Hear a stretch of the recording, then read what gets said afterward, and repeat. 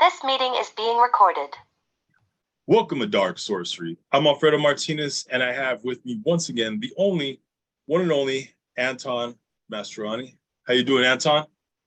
I'm very good, and it's an absolute honor to be back on Dark Sorcery. Thank you. Yeah, it's been a while since you've been on, and so what you been up to, man? Not much. Working on a few different magical projects, finalizing some rituals, spirit work, spell work at the moment. Working on the book and slowly our website as well. So that's pretty much what I've been doing at the moment. What about you? Yeah, so some of the subscribers may know that we're working on what's called Dark Sorcery International. It is a website that's going to also have an online shop that's coming along. Catna, Willis, and I have been working on that. So she's also going to be returning to the channel, doing videos, and we're going to be going live in the Dark Sorcery Facebook group and stuff. But yeah, let's get into some magical topics. Now, let's talk about using different ingredients, because now tell me if you agree with me. You get an occult book that has some spells in it, you look through it, and it looks like it's not very, some of it looks like it's not very clear and a little confusing to the average reader. And it's like they have the spell for you, but yet they kind of leave it to your imagination of how to complete it. Have you noticed that in some books or in some something that's being published? I have noticed that. I've also noticed as well that when they do include ingredients in spells and books, they don't really say what the ingredients are for, or the correspondence of the ingredients, or how to truly use the ingredients in spells. Yeah, I get the impression that sometimes some of these publishers don't want to put too much information out for the masses, so they kind of hint at what it could be, and then those who are learned enough can kind of fill in the blanks for themselves. That way, they don't leak out too much information. Would you agree that's probably what's going on? I agree with that, 100%. But on the sort of bright side of it, I think it leaves a lot of room for putting your own personal touch into the spell as well. Yeah. Adding your own energy to it, your own style, and your own personal methods to it as well. Yeah, I when I come across a book like that or something published like that, I'll kind of tweak it and kind of say, okay, well, instead of using one candle, why don't I use 3 and incorporate some numerology into the spell? And then, I'll kind of, I'll mix the ingredients this way and try it as opposed to this way, or, I'll try it on this moon instead of that moon. And for me, that way, it's kind of a trial and error learning ascension experience, because I catch on and like, okay, well, that's something new I can put in my book of shadows that I learned. What about you, man? Absolutely. I absolutely agree with that and do that as well. With the trial and error aspect, though, when it comes to baneful magic like sour jar spells, for example, it's always important to have your ward set up some form of protection from backfire, because if you're doing experimental stuff with especially baneful magic, you want to have something there just in case it backfires, which is a very big possibility when it comes to baneful magic as well. Yeah, you always want to have some protection going on, and you also want to take for instance last video I did with Jesse James Ardia. We're talking about handling baneful herbs. Make sure you wear some gloves when you handle them. Don't heat them on the stove. They could release toxic fumes. You really got to be careful when you're handling and working cursed magic, anything to do with hexing, because it can backfire. You also want to make sure that you cleanse your items. I think that's a big thing that a lot of practitioners take advantage of, or underestimate, that when they bring items home, or whatever they're using, maybe they're using something from a previous spell that they've done. You always want to cleanse your items to make sure that all that, all that old energy is off, so that the new energy can manifest and work better and flow better. Absolutely. It could also contaminate the spell work entirely and bring undesired results or backfire as well. Especially if you're using items in a house with someone else, you live with someone else, and that item's going to be around the house. You want to really cleanse it after the actual workings, because you don't want that baneful energy rubbing off on someone who's not exactly used to it, because it can cause effects upon the person as well. Absolutely. And you may notice that you may have, like, if you don't cleanse your items, that may attract some energy or entities that may disrupt your life somehow. Some people may notice, oh, hey, it seemed like I've had a lot of bad luck. Well, maybe it's because, what you've been working with has been attracting other energies that are not welcome. Because like attracts like. That's just a scientific fact. Absolutely. It's like a moth to a flame. Lower vibrational entities are attracted to higher vibrational energies. When you summon an entity like Lucifer, for example, in sort of that realm, it's like a big beacon that's being sent out and other beings can see it. That's why when you summon an entity, other entities, like for example, I'll summon Lucifer and Belial will join in, even though I haven't actually summoned him, because he sees that beacon and goes, oh, what's going on here? And decides to join in. The same applies for parasites, imposters, all these sorts of entities that want to really feed off you and will linger around the area till after the ritual is done and try to join in, pretending to be a certain spirit or to try and infest you. Yeah, and that's also something that people don't know about or realize, is that sometimes when they're trying to summon an entity, there may be trickster spirits that come along who try to mimic and be that entity so that they can, absorb the offerings that you're giving them. You always got to watch out for trickster spirits,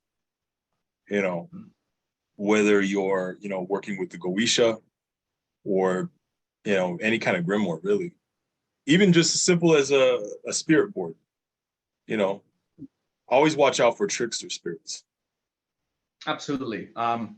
Not only will they try and steal your offerings and pretend to be that spirit, but they'll sort of feed on your disappointment.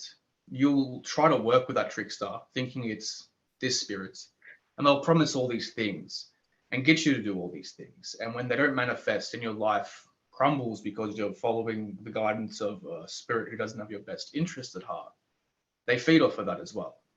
The best way to sort of find out if it is a trickster spirit or not is to use a spirit sigil and open it up. If that energy pushes that spirit back and doesn't encourage its presence more, it's not that spirit. Mm-hmm. I agree. That's a good way of doing it. On a different subject, do you take advantage of planetary magic?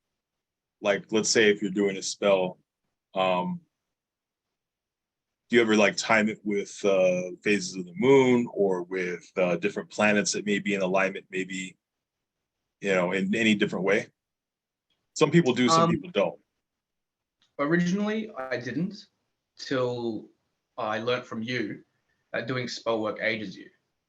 And a really good way to counteract that is to do your spell work on a full moon and call upon the energy of the full moon. That's when I actually originally started doing that. And I noticed I didn't feel tired after my spells. I still had energy. The aging effects actually stopped and I was able to reverse them with vampirism. But I use solar energies primarily a lot for healing, empowerment, even baneful workings. The light can be very baneful. Solar energies can really crash down upon someone. Yeah, like I had said in some of my older videos, is that why deplete yourself? You know what I mean? Why deplete your own life force and energy when you can take advantage of what's already there? Whether it be the sun or whether it be the full moon, Because there's, if you notice, there's the stereotypical witch that's very old and decrepit, and you can tell that it looks like life's taken a toll on them, when really it's, a lot of the spell work that they've done, they've been depleting from themselves so much that they age fast, and you can bypass that by just taking advantage of the energies, even the energy of the earth, draw that up, instead of visualizing your own life force just coming out, because it will, and you'll notice it. You can feel, certain, your life force may be shooting out of your arms, or like you said, feeling tired, you feel really tired. Take advantage of what's around you, be more aware, that even be aware of what's around you, even be aware of, the herbs and the plants in your area, Absolutely, what do you think about that? I agree with that 100%. It would be foolish not to use things around you to your advantage, let alone to be aware of them or unaware of them. As a witch or a witcher, you want to be in this for the long haul. You don't want to shorten your lifespan for the sake of your workings. You want to live out your workings, not have your workings live out you, so to speak. Like you said, drawing upon the energies of the earth, that's really good. I do that a lot to generally recharge, because I don't like to always vampirize, because you can become dependent on the life force of living creatures like humans. And when you pull the earth's energy, it's a lot more natural and less dependent. I guess, as far as taking advantage of the full moon, or, different planets that may be, in the sky at the time or visible, I guess you could take a look at it as, let's imagine, a river, going down. And if you wanted to, you could go ahead and march against the current of the river and get to your destination, no matter the time of day or night. You can do that. But if you take advantage of, planetary alignments or phases of the moon, you can just flow with the water. You know what I mean? That type of thing. I mean, it is draining to kind of go against the current, but you can still get the job done. But, or you could just time it and just flow. Would you agree with that? I absolutely agree with that. And you'll find that your manifestations will actually happen a lot quicker and a lot more effective as well when you go with the flow. Going against the flow, like you said, you can get the job done, but it's extremely draining, and your manifestations will struggle a lot. And with what you said about the tales of witches aging, and how they're always depicted as being old and decrepit in movies, stuff like that. A lot of witches get around this with glamour, but the one thing people don't tell you about glamour is that everyone else may see you how you want them to see you, but you will always see yourself how you truly are. The glamour will affect everyone else but you. That's why the witches in the movies always see themselves in the mirror as how they truly are. Yeah, I agree. I agree wholeheartedly. There can be, some people may be aware, some people may not be aware of glamour magic.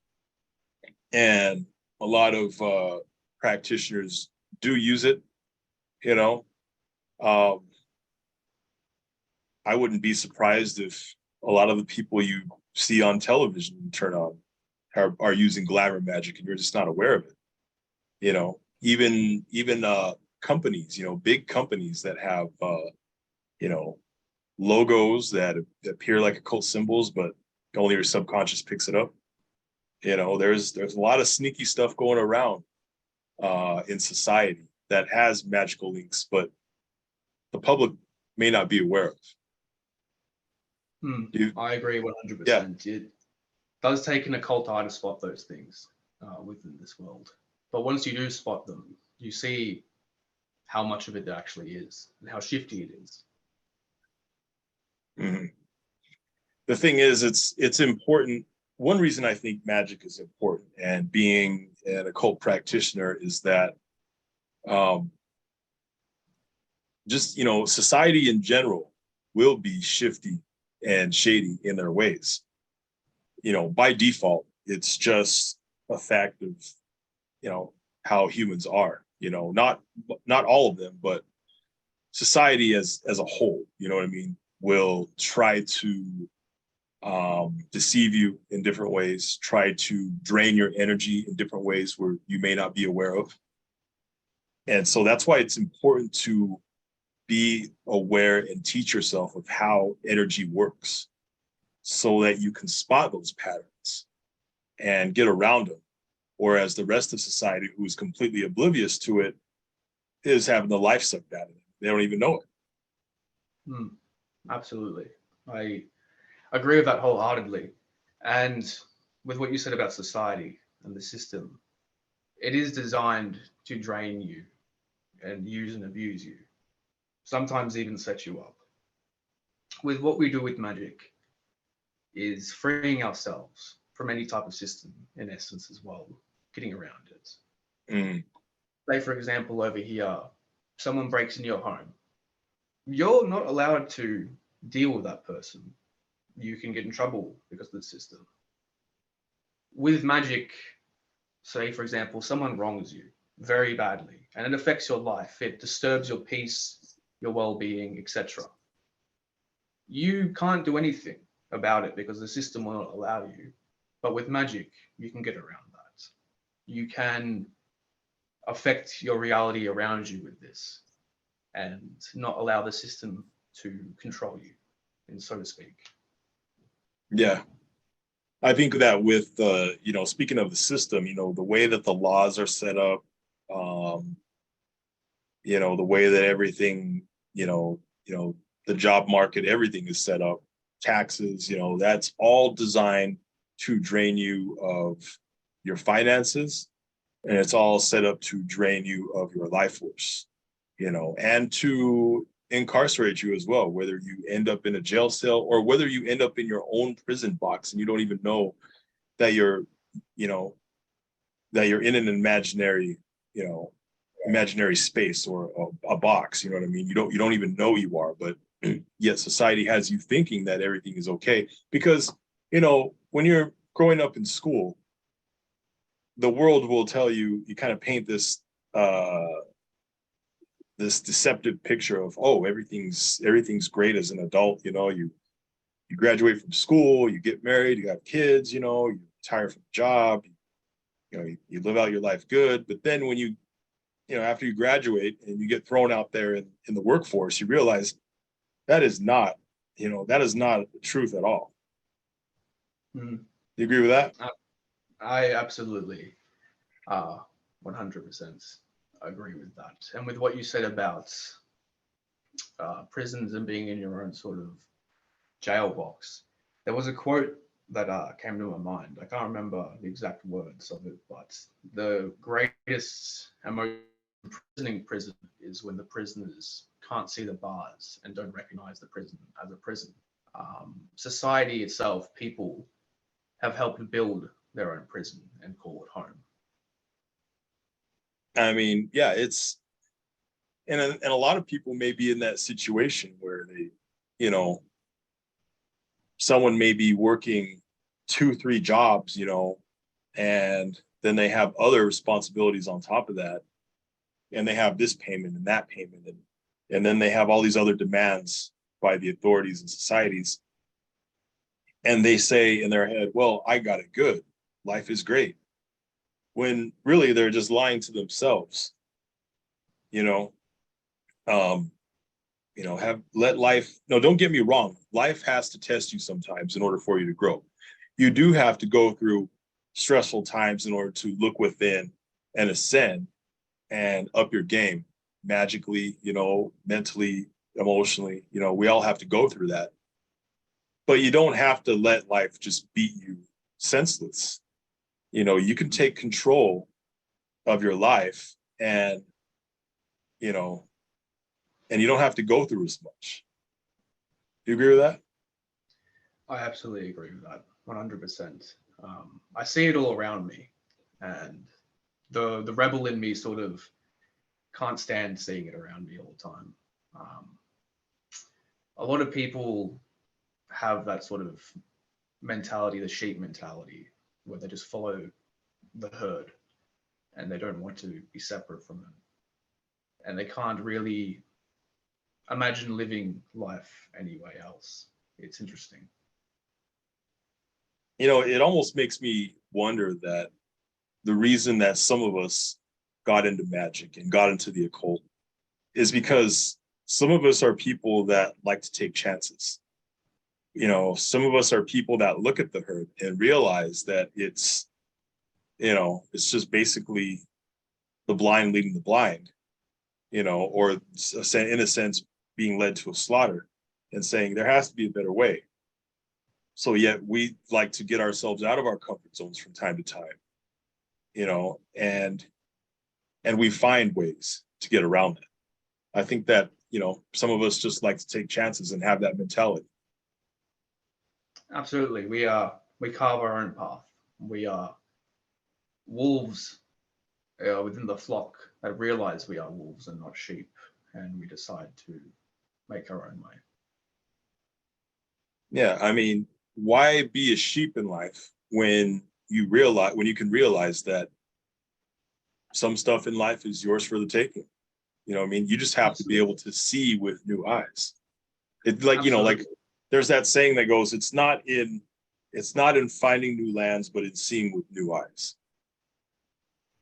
Exactly. Perception is power, 100%. And if you look at the world's most successful people, they have that exact same mentality as well. Mm-hmm. You know, and like we were talking about earlier, you know, as far as taking chances, stepping out of your comfort zone, you know, a great way to grow magically is to, you know, with trial and error, try things out, see what works, see what doesn't, record the dates down in your book of shadows, compare notes, and you will begin to realize certain patterns that you wouldn't have noticed otherwise. And just, you know, you don't have to follow every single step that goes into the occult book. You know, kind of change it. You know, try new things. Say, you know what? Instead of using that ingredient, I'm going to use this one. Instead of doing it on, you know, this moon, I'm going to do it on this, or when this planet's in the sky. You know, and then that way you find your own. You know, you start developing your own magic, and you're not following a system that's been set up in the publishing industry. Absolutely. You can even channel new ways to do things, combine your own ingredients as well by doing this experimenting. And with what you said about growth and comfort, if you live in comfort, you're not going to grow. Growth is painful. When you think of it mentally, physically, or spiritually, it is going to have some level of uncomfortability or pain to it, whether that's stepping out of a comfort zone or going through the trials and tribulations of evolution. Yeah, you know, the way I see it is change and pain go hand in hand.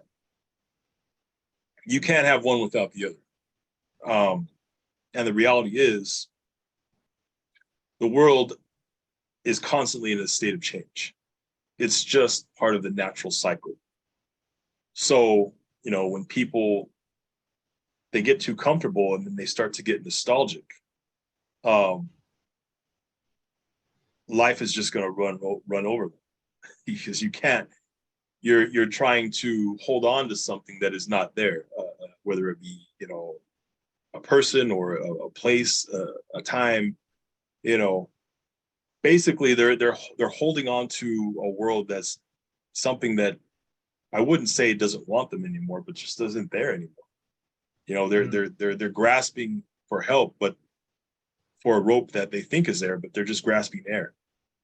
And you have to learn to change with the times and adjust.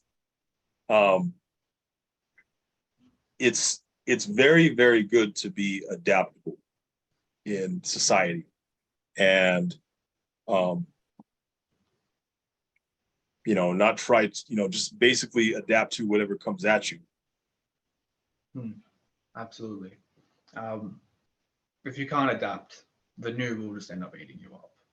I mean, you see all these people, or meet people, or see people in movies who are stuck in the past, have been chained to it, and they live in depression, despair. They may have trouble with addictions, etc. That's what that generally causes, that sort of lifestyle. And until you let go of the past and move on and live in the present and gaze upon the horizons of the future, you won't move forward, you won't evolve, and you won't excel in your endeavors in life. Yeah, I mean, people waste the present, by holding on to the past, and then when they finally decide to live in the present, they say, look at, I wasted 4 or 5 years, holding on to the past, when, it could have been a lot better. But again, it all comes back to energy flow. Energy, that's how energy works. Energy is in a constant state of change. Now, back to the subject of like we were talking about trickster spirits.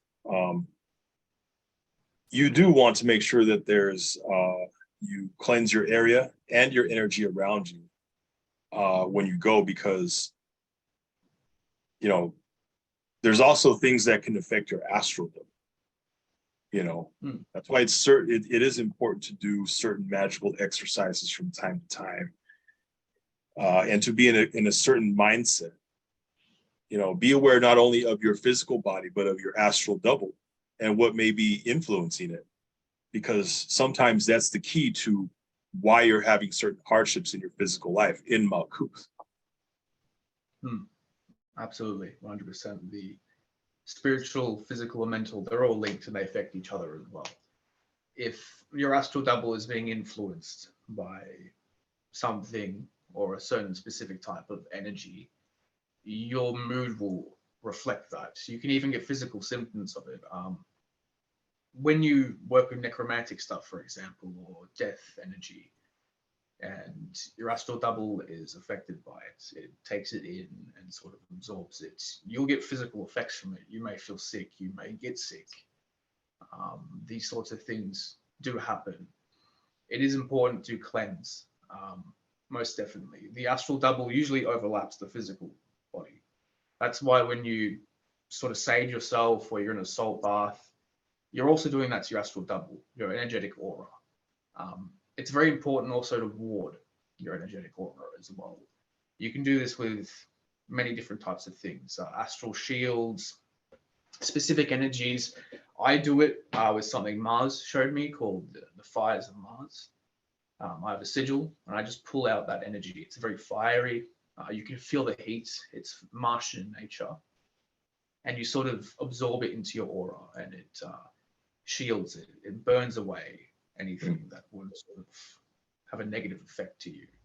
And it provides great results also in the physical in terms of training, boosting testosterone naturally, these sorts of things. One thing I like about your Facebook group, Cult of Belial, is that you guys, put out a lot of different sigils that are channeled, maybe certain incantations that go along with it that are very helpful and are not available in any published work.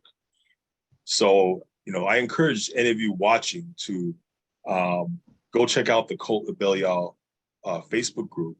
Link will be below in the video description. And as you go through that group, there's a lot of helpful material. And also check out their YouTube channel, Cult of Belial. So as we get going on wrapping this video up, go ahead and speak a little bit in depth of what you guys may be working on that you may not have mentioned at first. Like I said, we're working on the book. There's 2 portions. The first portion is empowerments, transformations, things that will get blockages destroyed or removed, intense shadow work. But it's all about changing the self, changing yourself inner wise. And it comes with certain things that will empower you and enhance your magic, but it also empowers you as a person and gets you to learn your shadow a lot more. The second portion is manifesting your will upon the earth. So stuff like love spells, curses, financial magic, all these sorts of things. What we really want to do is get people to first work on the inner, then work on the outer. That's the key. You can't hold a bazooka unless you're trusted with that bazooka, so to speak. Yeah. I mean, you can do amazing things with it, but yeah, it's a, you can either mess yourself up or do some progress. But yeah, everybody who is watching, check out their Facebook group, check out their YouTube channel, links below in the video description. And also being worked on still and coming is Dark Sorcery International, the Dark Sorcery website, which, we'll have we'll have a shop on it and all kinds of things. Spells, we'll be putting a lot of spells. You notice that sometimes we release posters with, certain spells or certain ways of doing magic. We haven't been doing that lately because we're saving it all for the website. So that's coming up soon. But yeah, nothing else. Then everybody watching, like and subscribe to Dark Sorcery and to Occult Abelion. Thanks for tuning in, guys. Thank you.